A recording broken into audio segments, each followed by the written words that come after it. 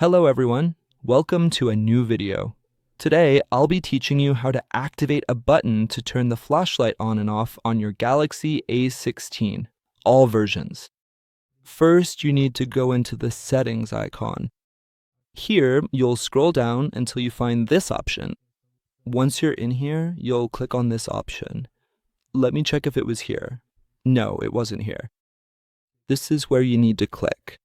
So this option should be enabled.